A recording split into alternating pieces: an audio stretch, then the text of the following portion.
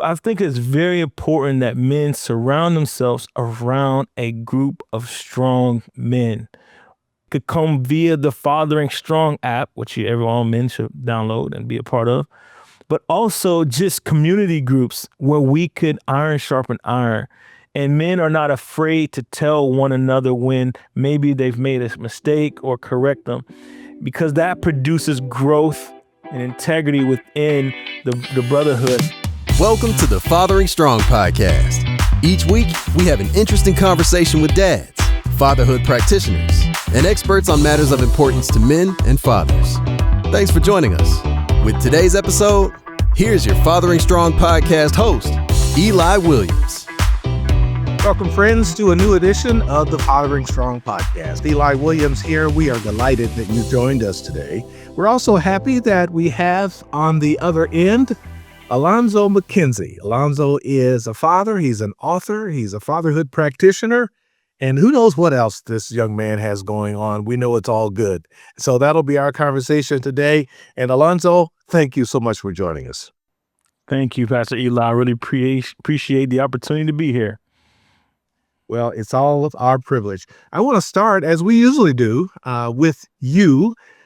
And I'm going to ask you about your life growing up as little Alonzo. I don't know what they called you, but whatever it was. How were you treated? What was your family life like? And particularly, Sure. What was your relationship with your father like as a child?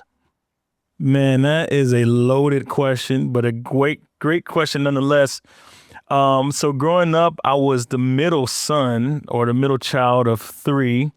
And then we later adopted one, so middle of four. And, I would like to say that I was one of the most unique out of the three. Now, that could be disputed, but I think one of the main things is we were oftentimes fighting for attention and gaining the affection of our parents. And mine was through the avenue of humor and laughter. So I found myself being pretty silly and funny at home and with my family. At times, my family members would say that I would act like my grandmother, who was the same way, endearing but Christian woman who was very silly. And so, I grew up with my mother and father, very solid upbringing in the Western Pennsylvania town called Aliquippa, Pennsylvania. We wasn't very wealthy or anything in that regard, but we had everything we need as far as the collective unit and very big sports town. And outside of that, it was a great upbringing. It laid a solid foundation to who I am today. So can't complain too much. Excellent. So did your dad and you spend much time together? What was your relationship like? Yes, we did. I mean, my father was a very hardworking man. We spent time in whether it be fishing or playing basketball and other parts. We had a little basketball court. There was a certain time period where, of course, dads got the best of their sons and daughters, maybe. But as I began to grow up, you couldn't stop those threes, man. I just got pretty good, Mr. Eli. And now I would have to say I'm probably the best fisherman in the family, so that ended up paying off as well. So yeah, absolutely. All right. So your siblings, did you have a brother? Did you have a sister? How was that Great divided question. up? All boys. So I have an older brother. He's 2 years older, and I have a younger brother who's 4 years younger. And then my adopted brother's the same. But we also had a few foster kids, and they're still relatively close. And we don't look at them as that, man. That's my sister. So when we finally got my sister, man, we were so happy to finally mix it up a little bit and have another young lady in the house. And she's a sweet young lady, man. And so if we can say all in all, yes, growing up amongst the family, man, we had a very unique dynamic and relationship for sure. Wow, sounds idyllic. Well, good. I wanted to ask you also about your current relationship with your dad and your mother and your siblings. Everything healthy? Absolutely. Yeah. So with my siblings, there is a either weekly or it could be on a daily basis where at times we send some funny text messages to one to another. So those relationships are intact. Likewise with, mother and father. Of course, with all family dynamics and relationships, man, there are some strains and challenges and many obstacles, and we're no different. And so we faced our fair share, but ultimately, we do have a relationship that's intact for sure. Well, you're a blessed man. Yeah. Yeah, I definitely can't say family is key and critical, whether it be the one I grew up in or the one that I'm developing. So yeah, truly blessed, and those relationships are very paramount to me. I think one of the most valuable things on earth that we have is relationships, and relationships that are bonded and that stand the test of time through good and bad. So that to me is one of my most precious things, is bonded relationships, They're not always perfect, but I understand that there's always a time for redemption and reconciliation for sure. So, man, he's great. Well said. Absolutely. Well said. All right, so now let's turn the page, and I'll ask you about your own fatherhood journey. First Sure. of all, how did you meet your wife, and then how did you meet, and tell us the circumstances around your first child. Okay. So do you want my version or my wife's version? Usually most people, when they when they hear my version, they look at me with a side eye, but I'm going to try to keep it down the middle. All right. And I may sprinkle in some of my tidbits. You may know exactly when. But so I met my wife through my sister-in-law. My brother played football for the University of Cincinnati, and there he met his wife.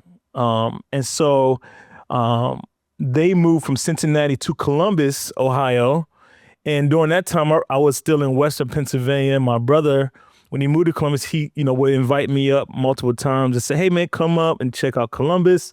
There's a lot of great opportunities here for work and just anything that a young man is looking to do. So I would come up often. And one particular time, it was just like, my sister-in-law was discussing with me a good friend she had at work. And it was like, well, maybe you guys should meet. So Pastor Eli, our very first meeting was actually for a church service. We went to a worship night. Now, it was pretty awkward because, in that setting and environment, you can't really get to know anyone, okay? You're there with your hands lifted and you're praying to God. It's not a space where you can say, hey, what's your favorite color? Or, what you like to eat? I wouldn't think so. No. So you're pretty focused on, the Lord. And what also made that night interesting. Yeah.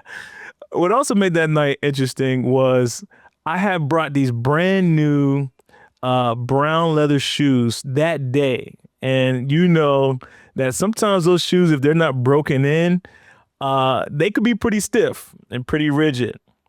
So that night while in service, I caught a big, tight toe cramp. Now that may sound strange, but I had to walk it off, and she's looking at me with my shoe off and walking around the service. But that was kind of strange. And then the last thing that particular night, I didn't see this portion, and this all goes into the bigger story, all these little details. But when she was leaving to go home, apparently she reached her hand to say goodbye to me, and I missed it completely because I was on my phone. Well, she kind of took that as a sign of disrespect and told my sister-in-law that she told my sister-in-law that he's a nice young man, but I don't think I want to talk. I don't move forward. But my sister-in-law, man, she's a good one. She was telling me, man, listen, she can't stop talking about you. She is all up. So I convinced her, asked her, said, hey, can we all go out to dinner tonight? Or we discussed it. My wife at the time was like, nah, I don't think I want to do it. And she's telling her family like, nah, I don't think so. So when we went out to eat that night, that was the venue when we had an opportunity to talk. And, I would like to say it like this, Pastor Eli. During that time when she got a chance to see me, she was hooked, okay? She couldn't picture herself without me anymore. Now, that's my story. That's my portion of it. And I'm going to stick to that. So what would she say? Well, she How would would she say describe probably, yeah, that's a good question. She would say it probably didn't go that way particular, but she would admit that at the time at the dinner table, she got a chance to see who I was and get a chance to view my personality. And so we had a good time, man, a lot of good laughs, man. And I think that was the beginning. Now, there were some funny moments in between. So, like, we didn't initially, from that conversation, that was just her agreement to go further in communication with me. So we were just friends for about 5 to 6 months. And then I was just like, man, I want to ask her to be my girlfriend. And I did. And initially she said no. And so she said, well, let me pray about it and I'll get back to you. And I was like, man, am I that bad? I'll start introspectively looking at myself like, you need to get yourself together, brother. But ultimately the next day she said yes. And we dated. We actually had a very short courting period. I mean, it was probably 9 months that we dated. And then I proposed to her. This is the last little story I want to add, and then we'll move forward to my daughter. So we set up this beautiful proposal in Columbus down there at Franklin Park, right where all the beautiful flowers and butterflies are. So I was in the courtyard. Now, I had not discussed with her that I was going to come to Columbus. So I was there. I had a real nice suit on with some flowers in the ring. Now, this is after I asked her grandfather and her mother for her hand in marriage. And my sister-in-law, her sister, and my wife, they set it up to where they would be walking in the park and then they would walk past me. And then my sister-in-law pointed and looked at me and I'm standing there with flowers. Now, it was midsummer and it was like 90 degrees. I was beads of sweat and nervous at the same time. She finally walks over. She's very nervous and excited, Pastor Eli, and I'm smooth. I got the words that I'm going to say. And right at the moment that I'm going to say, will you marry me? I got down on one knee and my pants ripped right in between.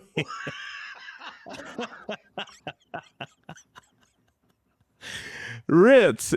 And before she said yes, she said, did your pants just rip? And I said, yes. Now, will you marry me? She said yes. And that was the most awkward walk out of the park I've had, And so we laughed at that. And that's just how it's been, man. It's really been those funny ups and downs. So that is so funny. Hilarious. So we were engaged for maybe, 6 to 8 months, got married May. Matter of fact, we're going on 10 years, May 6, 2016. And 2 years later, out comes my little daughter, June 22nd, 2018. And man, a lot of things changed throughout that, of course. The recognition of being a husband was a major transition. That was one. But then also being a father, man. I mean, those are two life-changing events. Of course, if many men will attest, yourself and many other fine gentlemen out here. But man, that little girl, she came out. But I'll share this moment of vulnerability as well. When my wife had my daughter, there was some health complications and challenges. Man, my wife she's strong, man. And like many moms and women, the strength that it takes to bring forth child, man. I hear stories about my mother and the things that she endured while birthing 3 solid men. But man, I cried like a baby just in admiration for my wife's strength. 3 days in labor due to, Oh, my. 3 days, no food, no sleep, no nothing. They basically had to induce her. And so they smashed in 3 weeks worth of pregnancy time period into those 3 days in order to bring forth my daughter. But man, she handled it by the grace of God, man. I'm so proud of her and I love her for that, man. But my Wow. daughter came out. And as she was coming out, her head was real pointy. And I was a little nervous, Pastor Eli. I thought my daughter's ponytail was going to be standing on top of her head. But the nurses went and smoothed things out for us. Oh, man. Oh, that's It's hilarious. great times. Great times. Yeah. So, and you're passionate about being a dad and also about marriage. In fact, Yes. you've written on healthy marriage. Tell us about that. How did the book come about? That's a great question. So I started, I've always been passionate about both marriage and family and once I became a fatherhood. Once I recognized the joy of both and the seriousness of both of them. But it really didn't hit me until I started working in the prison and starting to see the perpetual effect of both absent fathers and marriage. And I always put marriage first because one of the major attributes of a good father is a good husband, right? And that is so that the children can see a model and a picture of Christ and his bride right in the home, right? I mean, how the husband handles the wife as Christ handles the bride. And we're familiar with those passages. But I think that's one of the very first introductions to the grace of God, the guidance and things like that. How a man handles his wife is so key. That actually speaks more volumes to me than a lot of words that can tell our children how to act. And so it came about by the fatherhood program. I was talking to dads and enjoying that, but I noticed that I could teach a man how to be a good father, but I really want men to be great husbands as well. And that comes from my personal story in life and things that I've experienced. But I really want men to be great husbands. I think you can't isolate the two. And I'll say this and I'll wrap it up in the thought. I think that these are two of the most prominent offices that God has allowed us to share with him. These are offices or ways that he expresses himself, and we get to share in those titles. We get to share in those offices. And I think that anything or office that we get to share with Christ, that it is one of the greatest honors ever. So I think my whole emphasis is both a strong marriage anchored and a strong fatherhood that goes with it. So what is the title of your book? Absolutely. It's called The CEO Husband and CEO Father Blueprint. So that's the title of my book that I recently published on Black Friday of 2025. Yeah, so that's it. If I could explain the title, Go right ahead. sure. So I currently work in the financial sector. I work in small business lending where we help entrepreneurs who's looking to start or expand business operations. So through my tenure, I've worked with borrowers who've needed $50,000 or borrowers who needed $5.5 million or projects that were larger. So I've had exposure to a lot of entrepreneurs, and at times they would describe significant executive decisions that they've made. So these individuals have high business acumen and the ability to execute decision making to, make their business grow or expand. And they're very intentional about that. While I'm very passionate about assisting this because there's some economic impact that comes with that, helping the local community and jobs and things like that, creation. I noticed that, through some biblical studying, that some of the terminology that we use to describe a person, such as a CEO, are also, some of those terms are synonymous to some of the words that are used to describe God himself. I was doing the research on one of the terms to describe God in Hebrew, and one of the words was chief. And what greater chief executive do we have than our Lord and Savior Jesus Christ? And so my thought was, being that God allows us to share in the position that comes with great responsibility as both husband and father, the book is basically a spin on that. And it talks about we, in following God, are the chief executives, officers of our homes, in our marriage, and in fatherhood. And then also in the book, it outlines some of the early terms that describe an economy, like economics and employees. A lot of those terms were associated with the family first. Economy was first used to describe the wealth and well-being of a family, i.e. the term home economics. You guys remember that in school? Yep. And so that whole concept of economy first started with the family. And that's what this book has endeavored to do, is to reassociate those terms of business and finance with the structure of men leading their marriages and fatherhoods and families. That's the concept of the book. Very, very interesting. I look forward to getting a copy and reading it for myself. My guest Absolutely. today is Alonzo McKenzie. He is, as you just heard, an author, a father, a husband, and a practitioner. We'll continue our conversation with him after this very short timeout. Fathering Strong informs, engages, and empowers dads to be their best as fathers. Visit our website, fatheringstrong.com, for a wealth of resources, including informative videos, articles, books, devotionals, courses, research, and more. The Fathering Strong mobile app is a platform that empowers dads to connect with each other for mutual encouragement and support. Download it for free at fatheringstrong.com. And now, back to our conversation on the Fathering Strong podcast.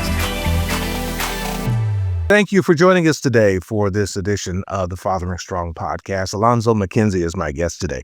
Thank you for sharing your story about meeting your wife. Absolutely. Your very hilarious beginning to your relationship, and also your experience in becoming a father for the first time.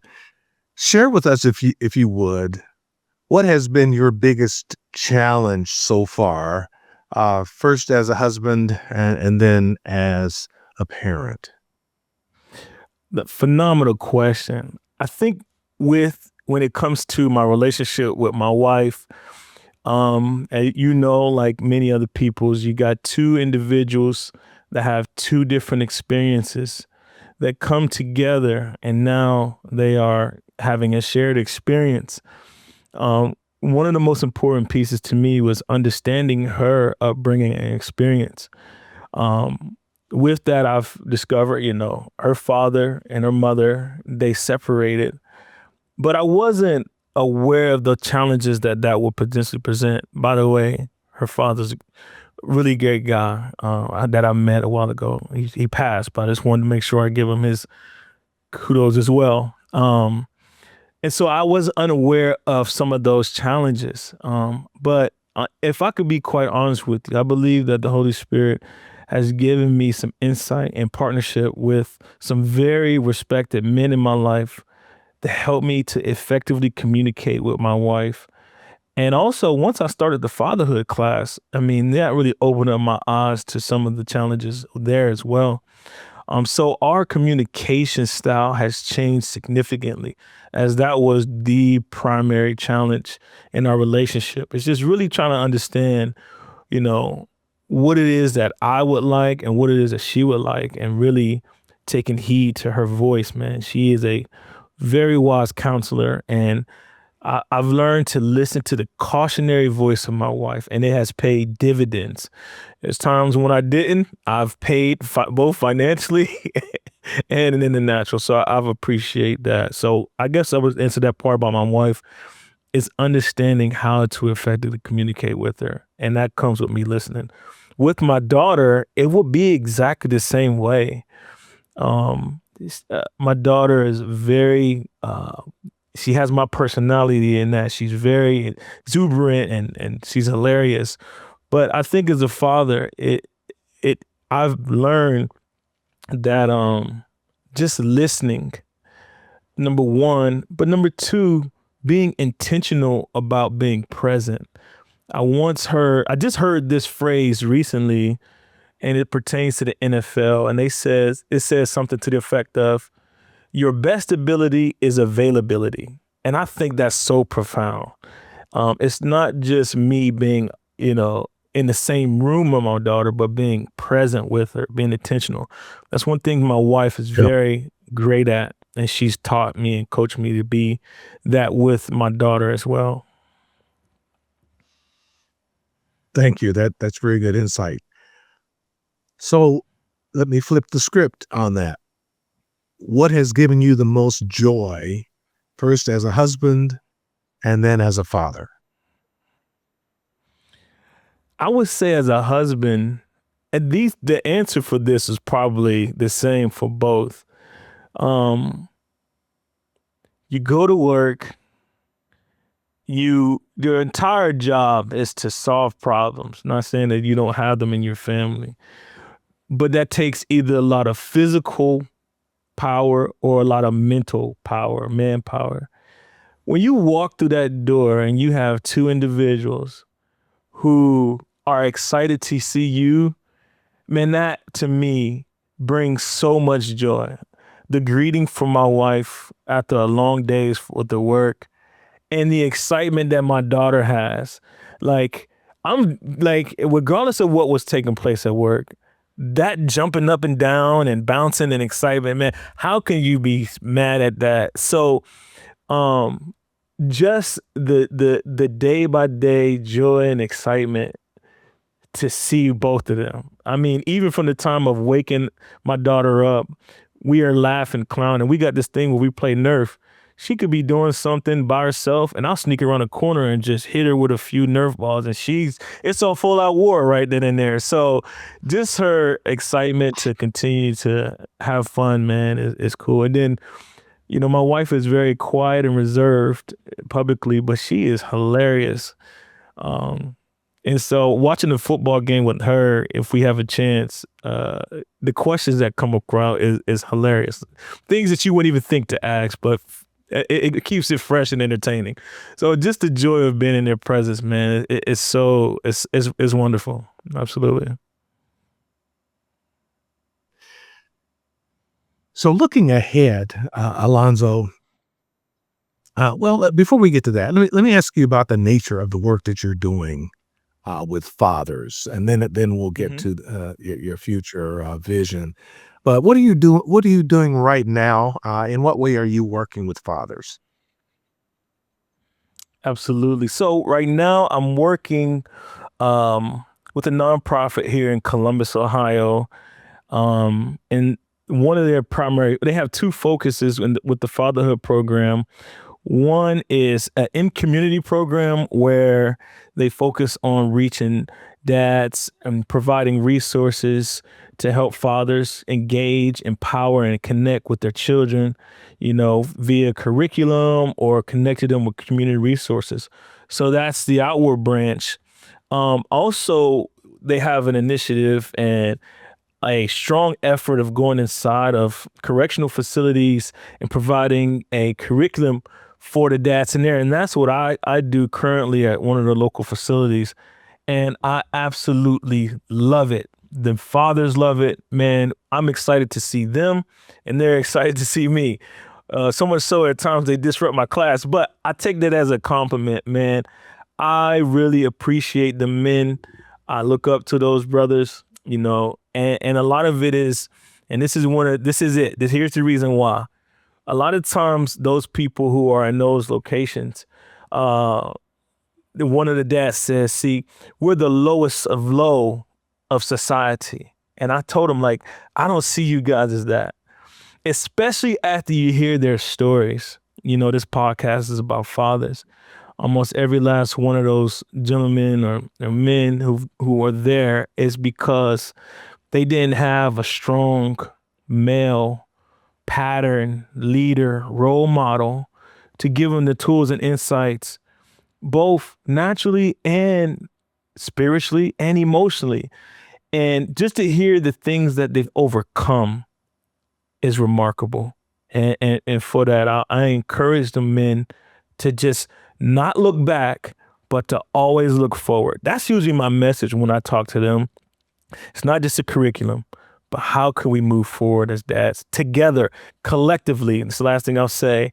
I'll tell them that I need them because we raise our children as a community, and that is extremely important to me. So. Yeah, good work. I share your love for working with fathers in prisons and jails and rehab programs, because many of them really appreciate getting the information and having someone believe in them and, Right. wanting to help them to be better men and better fathers. I was just with one last night in our Monday night group who just kept going on and on and on how big of an impact was made on him in a fatherhood class that's beginning to be decades ago, because I'm an old guy, Wow. OG as they like to say, but many years ago. And he was saying, even though he didn't follow all the advice, he didn't take it all Wow. serious, but he never forgot it. And then Right. finally, at the point where he realized he needed to change his life, he started applying the things that he had been taught all those years ago. Right. So we can never say Absolutely. we wasted our time, because you don't know what's really sticking and what's going to bear fruit later on down the line. So as far as your work with dads, where do you see the future of that for you? Let's say 5 years from now, what would you like to be doing in that fatherhood space?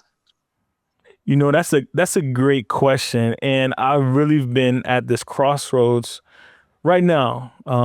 There's been some things that ultimately I want to do this working with dads and marriages full time, full stop, in partnership with continued ministry work as well. Whether those things are in one or they're separate, either way, I want to strengthen the economy through the household, and that's through, like I said, marriages and fatherhood. In what capacity, I'm not sure completely, but I got a few ideas. I would like to incorporate the tools and skills that I've learned over the past 10 or so years in the financial sector to also empower families and fathers in those particular areas. So I want to be able to take a lot of, basically 4 things, or I guess you would say, faith, husband or family and fatherhood, and then finances. And I would like to be able to package those together and provide these tools and resources to men and families all across the country, across the world, mind you. But if that's where I'm looking at. So I've started that with the book and continue with the curriculum. I have a few other curriculums I'm working on as well, programs. And I just want to continue to do this one step at a time, each and every day of my life, to sow impact into the lives of people. I'm really passionate about the ministry side of things, though, too. But good thing is all of this could be considered underneath the ministry heading for sure. So what support do you need in order to bring about this vision you've got? Oftentimes the support that I need will show up or present itself whenever I'm supporting someone else. To Say be more about that. exact, a lot of times, like if I'm starting it, like even the fatherhood thing, I was more passionate about doing it. It wouldn't even have to charge for it or get paid for it, because I just want to make the investment, not knowing what would have come of this opportunity. I just want to do it just for the love of it. So oftentimes, if there is an opportunity to volunteer here or to do something there, sometimes those opportunities open doors via connections with individuals that can take me to the next step or level. And then with that, the support resources that infrastructure is usually in place because we're typically all focused on the same mission, I guess you would say. But the only Mhm. resource that I would say I would need is to continue to fellowship and meet great men like yourself and Mr. Bruce as well, and continue to build those partnerships and relationships in the community, and just continue to encourage as many people as possible in these particular spaces. So I guess the number one resource is people, and how, again, I'm sorry if I went around the loop with that, and maybe not have a direct or No, defined term. it's I it's a just great really answer. a lot of my career progressions have come through, um, not just the work that I've done, but just in the connection with the people who I've done the work with, and they can testify to the work that I've done. Yeah, I mean, excellent. Yeah, I wouldn't change a thing about your answer. That was very insightful. We're going to take our final time out, Alonzo. When we come back, I'm going to ask you if there was one final message that you would give to any fathers who are listening right now, what would that be? This is the Fathering Strong podcast. I'm Eli Williams. Alonzo McKenzie is my guest. We'll be back and finish our conversation with him right after this. A recent survey of the greatest needs of fathers determined that many of them want to learn how to be the best dads they can be. This includes seeking advice on fatherhood, parenting skills, and understanding their role in a child's life. We're happy to announce the new Fathering Strong book and suite of resources that includes a workbook, 30-day devotional and journal, and workshop materials. Written by Fathering Strong's Bruce Stapleton, this package provides everything you need for your personal growth as the spiritual leader of your home. Get more information at thefatheringstrongbook.com. Purchase the materials wherever books are sold.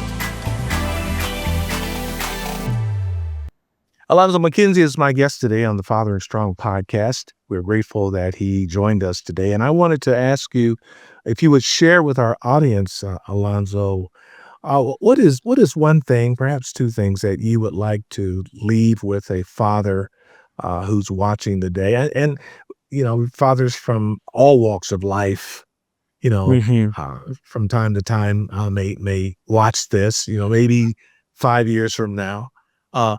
What is one piece of advice that you would give them in terms of their manhood, their marriage journey, and also their fatherhood role? Man, that is such a loaded question, and we may need another segment for this. No, I'm joking. If I was to Well, I mean, say, that's always a possibility. okay, so we just got a part two, maybe. But All I, right. I would have to say, and this is what I've found, it's two things, and you asked me one or two. Number one, and I know, in our sphere, we may say this, but to those dads that does not know this, the Lord Jesus Christ, what greater role model of strength could we see as a and in a form of sacrifice that we can see that will give us the correct way, tools, resources, any and all things, because without him, we can't do or achieve or outcome anything that we need, even physically. I want to share this one small thing. I learned from a friend who was very connected to like the Jewish community, and that when a young student is following a rabbi, they follow him everywhere they go. And they even follow him to the bathroom to see the practices that they do. And when that rabbi finishes using the restroom, they say a prayer. And they say, you don't recognize how much you appreciate the small things until it's no longer there. And with Christ, a life of gratitude and gratefulness for what he's done, the model, the insight, the tools, the word, we don't recognize that that is all we need. I mean, it revolutionized my entire life. The greatest miracle that ever happened was the Lord Jesus Christ. So I would say that, and I can go on and on about that. That's number one. Number two, I think it's very important that men surround themselves around a group of strong men, and that could come in multiple forms. It could come via the Fathering Strong app, which all men should download and be a part of. But also just community groups where we could iron sharpen iron. And men are not afraid to tell one another when maybe they've made a mistake or correct them, because that produces growth and integrity within the brotherhood. So I think having a strong core unit of men, older, younger, and your same age, is imperative so that we can see our blind spots and continuously grow and help one another. So those two things, Christ and a good group of men that you can fellowship with. And those things are paramount. I've learned a lot, man, there's a particular mentor that I had, man. He's taught me an immense amount of how to become a man, and I'm totally grateful to him, and indebted to him. A gentleman from Ohio. Thank you so much for that very wise, sage advice for the fathers out there. We appreciate it, Alonzo, and we look forward to having you on for that part 2 of our interview with Alonzo McKenzie. Thank you so much. Before we go, I wanted to tell our audience that we have some good news, that January 1st, my new book, The Family Shepherd, was published, and it is now available on Amazon or bookstores or any place you might buy your books, available both in print and the Kindle versions. It's titled The Family Shepherd, Guiding, Serving, and Protecting Your Flock with Love, Courage, and Enduring Faith. Essentially, the metaphor that is used of God as a shepherd and Jesus Christ as the good shepherd, pastors as shepherds, under shepherds of the flock, we apply that same metaphor to fatherhood. Being a father is like being a spiritual shepherd. So that's what the book is all about. So I encourage you to pick up a copy of The Family Shepherd by Eli Williams, and would love to hear your feedback on the book. So that's all for today. Thank you so much to our guest today, Alonzo McKenzie. We look forward to another conversation with him. And we look forward to the next installment of the Fathering Strong podcast. God bless you. We'll see you next time. Thank you for joining us for this episode of the Fathering Strong podcast. We hope you enjoyed it, were inspired, challenged, and encouraged. By subscribing, you won't miss an episode, as you'll receive notifications of each new posting. Go to the Fathering Strong YouTube channel to subscribe. For an informative weekly read, sign up for the Fathering Strong blog posts. Find them at urbanlight.org. Fathering Strong is powered by Urban Light Ministries, a nonprofit Christian organization that has been serving families for nearly 30 years. Charitable gifts by people like you enable us to offer resources free of charge. Go to www.urbanlight.org to give. Thank you. Join us for the next installment of the Fathering Strong podcast.